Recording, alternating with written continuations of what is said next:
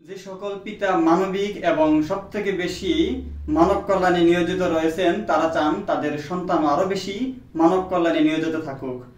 যেমন ধরুন, রবীন্দ্রনাথ ঠাকুর বেশ কিছুদিন কৃষকদের সাথে মিশেছেন এবং তিনি চেয়েছেন তার সন্তানও একজন কৃষি বিজ্ঞানী বা কৃষি গবেষক হয়ে কৃষকদের উন্নয়নে কাজ করুক, এবং পরবর্তীতে তিনি তার সন্তান রথীন্দ্রনাথ ঠাকুরকে কৃষি গবেষক বা কৃষি বিজ্ঞানী বানানোর জন্য মার্কিন যুক্তরাষ্ট্রে পাঠিয়েছেন। পরবর্তীতে রথীন্দ্রনাথ ঠাকুর একজন কৃষি বিজ্ঞানী হয়ে কৃষকদের উন্নয়নে কাজ করেছেন। আবার দেখুন, সিগমন্ড ফ্রয়েড মনোবিজ্ঞানের বিভিন্ন শাখায় কাজ করতে গিয়ে তিনি মনোবিজ্ঞানের যে বিষয়টাকে সবথেকে বেশি গুরুত্বপূর্ণ মনে করেছেন, শিশুর মানসিক বিকাশ। পরবর্তীতে তিনি তার সন্তান আনা ফ্রয়েডকে সেই শিশু মনোবিজ্ঞানী বা চাইল্ড সাইকোলজিস্ট হিসেবে গড়ে উঠতে উৎসাহিত করেছেন, এবং পরবর্তীতে আনা ফ্রয়েড একজন শিশু মনোবিজ্ঞানী হিসেবে গড়ে ওঠে এবং শিশুদের মানসিক বিকাশে গুরুত্বপূর্ণ অবদান রেখেছে।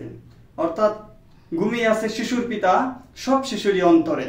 একজন অভিভাবক বা একজন আদর্শ পিতার ছায়াই তার সন্তানের উপরে পড়বে।